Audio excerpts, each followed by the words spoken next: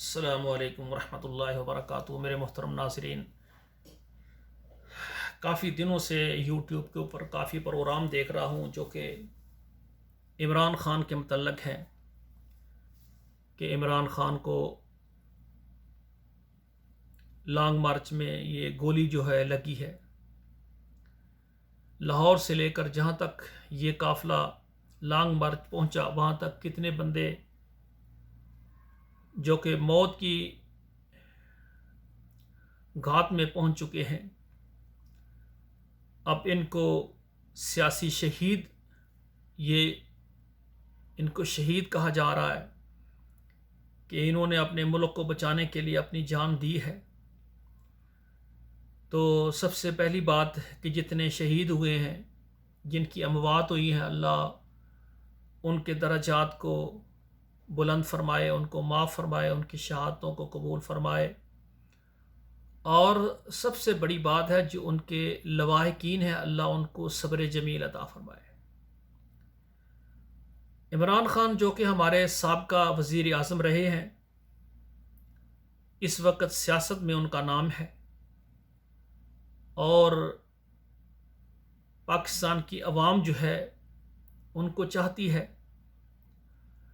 تو یہاں پر میں آپ سے ایک بات کروں گا کہ یہ جو ان کو گولی ماری ہے، جس نے بھی ماری ہے، اس کے پیچھے کن کا ہاتھ ہے یہ اللہ جانتا ہے، یا ہمارے پاکستان کے جو حساس ادارے ہیں یہ ان کی ذمہ داری ہے، اس پر ہم کوئی بات نہیں کریں گے۔ قانون جو ہے نا اس کو ہاتھ میں نہیں لینا چاہیے، لیکن کوئی بھی ہمارا سیاسی لیڈر ہو اس کو اس طرح گولی کے ساتھ مارنے کی کوشش کرنا یہ بہت بڑا فتنہ ہے، یہ نہیں ہونا چاہیے۔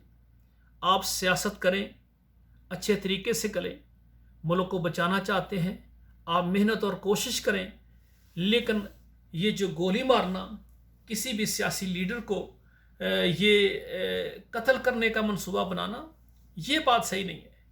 یہ تو عمران خان ہے، اس کے علاوہ جتنے بھی ہمارے لیڈر ہیں، سیاسی رہنما ہیں، جن میں سے یہ نواز شریف ہو گیا، شہباز شریف ہو گیا، یا آصف علی زرداری ہو گیا، یا جو بھی ہمارے یعنی ملک کی قیادت کرنے والے ہمارے سیاسی لیڈران ہیں، تو کسی کو بھی کسی طریقے سے ان کے مارنے کا، ان کے قتل کرنے کا منصوبہ بنانا، یہ ملک میں دہشت گردی، افراتفری اور ملک کے سکون کو برباد کرنے کے مترادف ہے۔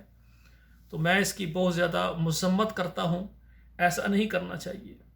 ٹھیک ہے، اگر آپ عمران خان کو سمجھتے ہیں کہ وہ ملک کو نہیں صحیح چلا سکتا، آپ سیاسی طور پر مضبوط ہوں، آپ اس کا مقابلہ کریں۔ اس میں الیکشن آئے گا، الیکشن میں آپ بھرپور حصہ لیں، اپنی طاقت کو جمع کریں اور بتائیں کہ ہم اس سے زیادہ بہتر کام کرنے والے ہیں اور ہمارے ساتھ پاکستان میں اکثریت ہے۔ کسی کو گولی مار دینا، کسی کی جان کو لے لینا، یہ تو بزدلوں کی علامت ہے۔ تو جو ملک کی تقدیریں بدلنے والے، جو اللہ کے سامنے عاجزی کر کے ملک کو ملک کی حفاظت کرنے والے اور عوام کا خیال رکھنے والے، عوام کو غربت سے نکالنے والے، ملک کے پاکستان کے لیے کرنے والے ہیں، وہ ایسے منصوبے نہیں بناتے۔ یہ جس نے بھی کیا ہے، ہمارے پاکستان میں ماشاءاللہ حساس ادارے ہیں، اللہ تعالیٰ نے ہمیں جو انتظامیہ پالیسی دی ہے ماشاءاللہ بہت ہی زبردست ہے۔ اور پھر ہمارے ملک کی جو فوج ہے، یہ جو فوج کا لفظ ہے یہ بھی قرآن سے ہے، یہ مجاہد ہیں، یہ مجاہد ہیں۔ اگر ان کی موت آتی ہے تو شہادت کی آتی ہے، اگر یہ زندہ ہیں تو یہ غازی ہیں۔ تو آج اگر پاکستان بچا ہوا ہے تو یہ پاک آرمی، پاک فوج کی وجہ سے ہے۔